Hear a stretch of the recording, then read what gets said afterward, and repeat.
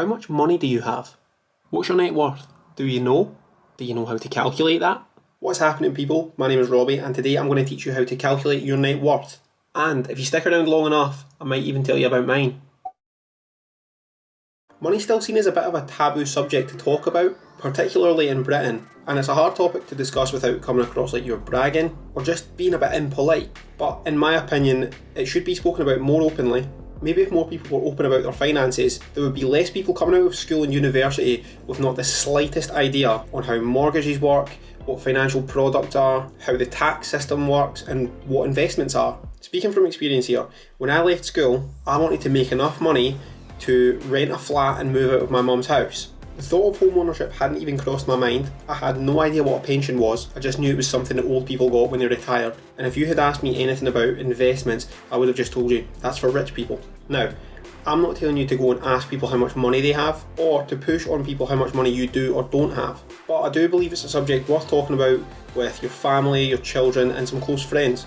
Do your kids a favour and teach them about money now and save them the hassle of trying to figure it out for themselves when they're 17, 18 or 19 years old. Or just send them to my channel and tell them to watch all my videos.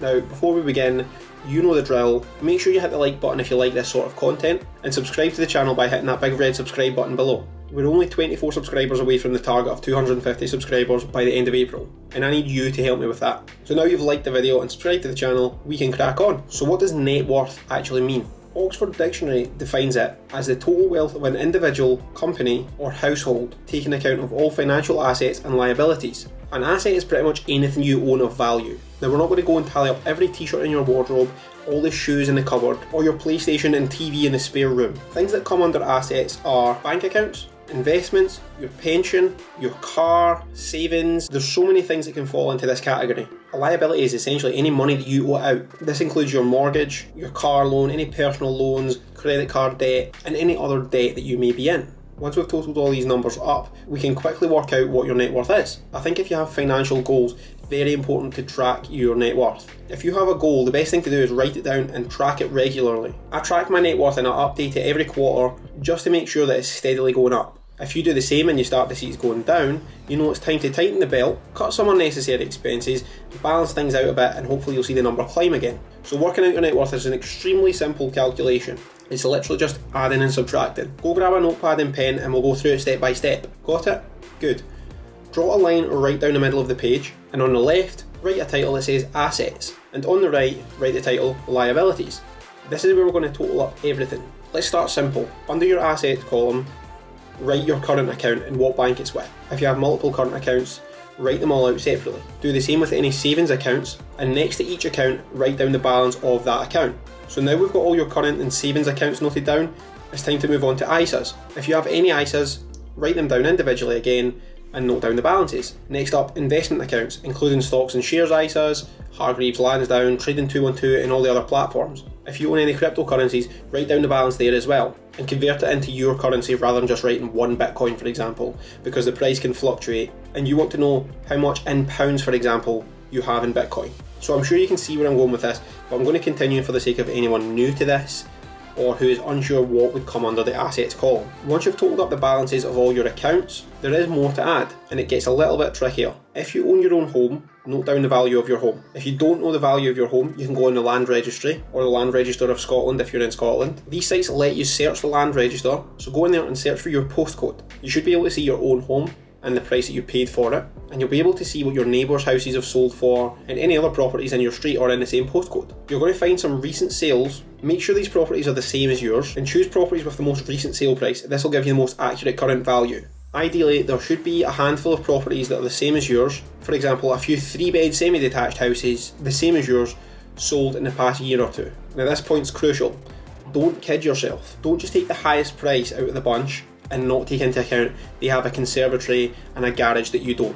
Be realistic. Take the nearby sold prices of all the similar houses to you and just assume that your house is right in the middle, and that gives you a good idea of what your current value is. And here's a little side note about calculating your net worth, including your property. At this step, you can take your home's value and then contact your bank or lender and establish what the balance of your mortgage is. You then obviously subtract the mortgage from the value of your home, and you'll find out the exact equity that you have in your home. Don't note down the equity just now though, just note down the value of your home in the assets column. Next up is your car. Now it's up to you if you want to include that in your net worth or not. A lot of people don't consider your car an asset, but it does have value, so it's up to you if you want to include that or not. A lot of people buy cars on PCP finance, they lease cars. It can become quite complicated and cumbersome to include this in your net worth, so I just leave it out. But if you want to include yours, the same technique applies to cars as it did to your house. I use AutoTrader, but there's a few different platforms that you can use for this. So same again, search for your exact model of car. For example, don't just search Ford Fiesta. Search Ford Fiesta and make sure it's the specific model. Does it have 3 doors? Does it have 5 doors? How big is the engine? What colour is it? What year is it?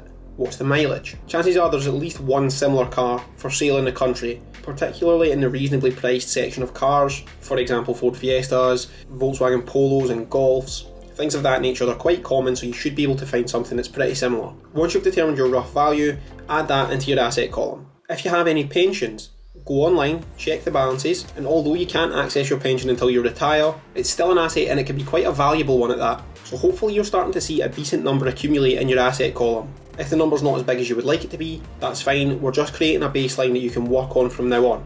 Realistically, it doesn't really matter how much it's improved on from quarter to quarter as long as it's going up. Now you could set yourself a target and you could want your net worth to increase by 5% per quarter, for example. But as long as you're tracking it, you should be able to see it increasing because you can zone in on specific things that need work on. You can pick out that credit card that's got the high interest rate and start paying it off more aggressively. You can start saving an extra £20 a month.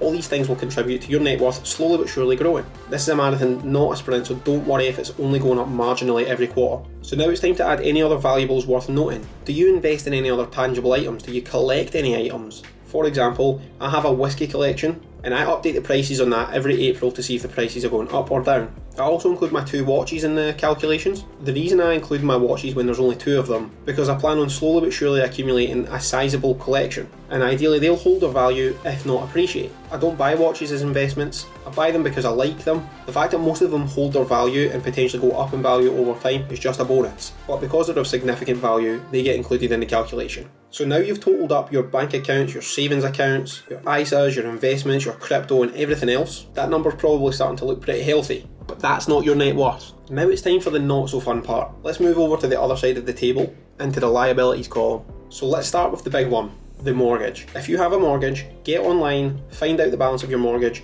and note it down at the top of your liabilities column. It's most likely going to be the biggest number in that column, so get it noted down now and it's out the way, we don't need to worry about it. Do you have a student loan? If so, note it down. I know a lot of people don't really think about their student loan because you don't have to pay it until you hit a certain threshold of earnings. Then it just comes out your wage without you having to actually do anything, but it's still a debt in your name, so it still gets noted down. Credit cards, note them down, one by one, with each individual balance on each line if you have multiples. These are the numbers that you want to try and remedy the quickest. Credit cards are brilliant for trying to improve your credit score, and they're also good because a lot of them have reward systems where you get points, discounts at hotels, discounted flights, but don't hold a balance on them. Credit cards typically have a high interest rate, so even if you're investing a lot of your money and aiming for a 10% return, if your credit card balances are just as high and your interest rate is 20%, you're losing money. If you included your car in your asset column, did you finance the car? Get online, find out the balance of the finance, and note it down in the liabilities column. So these are typically your most common types of debt, but don't skip out on any others. If you have any bank loans, payday loans, you owe money to friends or family, include it all and be completely honest with yourself. Note it all down. Just remember, this is the baseline and it's going to be improved on in months to come. So now we have the full picture of your assets and liabilities. We simply total up everything in both columns and subtract your liabilities from your assets. You now have your net worth. Simple. Now, depending on what stage you are in your life and how things are going for you at the minute, this number could be high, it could be low, it could be negative. The main focus is this is your starting point. If you just came to the realisation your net worth is minus 2,000, figure out how to reduce your expenses and focus on paying off your debts. Once you've paid off those short-term debts, so your bank loans, credit cards, personal loans, you can then focus on saving and investing. So I'll run through a quick example just to make sure that everything's clear. Let's take a hypothetical man and call him Ben. Ben has £2,000 in his current account. He has £40,000 in a savings account, and he has a stocks and shares ISA with £25,000. He has a Coinbase account where he owns £10,000 worth of crypto, and an Etoro account with £6,000. He's worked out his home is conservatively worth £240,000 and is currently sitting on £50,000 in his pension.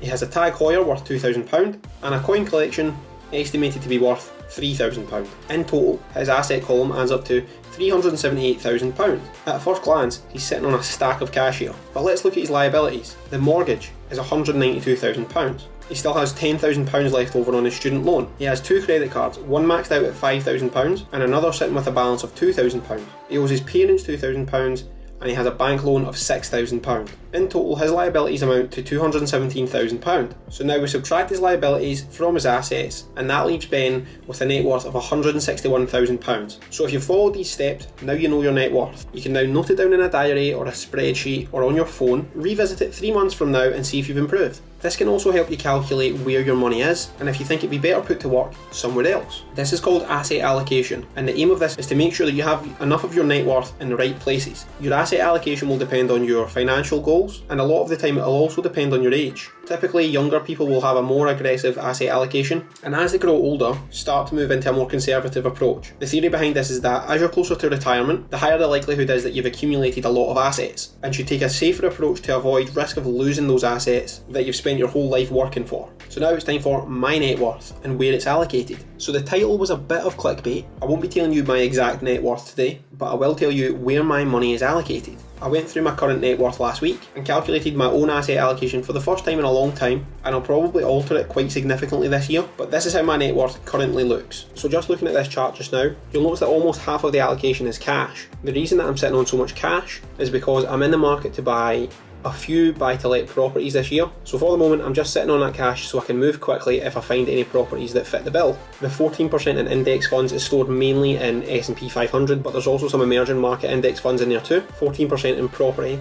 Now that's equity in property, not total value of property. So the value of any property minus any mortgage balances. The 16% in crypto was a lot smaller, but as you can imagine, it has grown quite quickly in line with the price of Bitcoin. This 16% is primarily Bitcoin with some Ethereum and a little bit of Ripple as well. 8% is in alternative investments, so as I mentioned before, this is watches and whiskey, and the 3% in stocks is partly my Etoro account, which you can find out the balance of in my previous video, the $1,500 coin flip, and the remainder of that 3% is stored in various stocks that I've invested in for long-term growth. For example, IAG, Berkshire Hathaway, Starbucks, Apple and Tesla, to name a few. So in summary from those numbers, if I had £1 million, 450k would be in cash, 140k would be in index funds, 140 would be in property, 160k would be in crypto, 80k would be in alternative investments, and 30k would be in individual stocks. And similarly, if I had 10 grand, 4.5 grand would be in cash, 1400 would be in index funds, 1400 would be in property, 1600 would be in crypto, 800 would be in alternative investments, and 300 would be in individual stocks. I'm sure you're all aware how percentages work, but I thought I would just break down that little example. Now my net worth is neither $1 million or 10,000, but if you want, I will do a video in future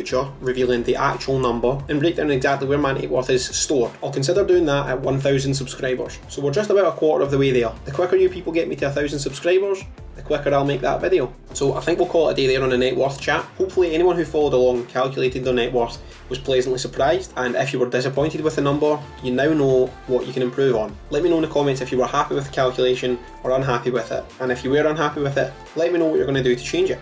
So as mentioned at the beginning of the video, we're 24 subscribers away from this month's target of 250, so any new subscribers are massively appreciated, and liking the video really helps me grow this channel and figure out what people like to see and what people don't like to see. And don't forget to follow me on Instagram at Robbie Corbett _, and you can also follow me on Twitch at twitch.tv/Robbie Corbett. That's it from me today. I will see you on Monday.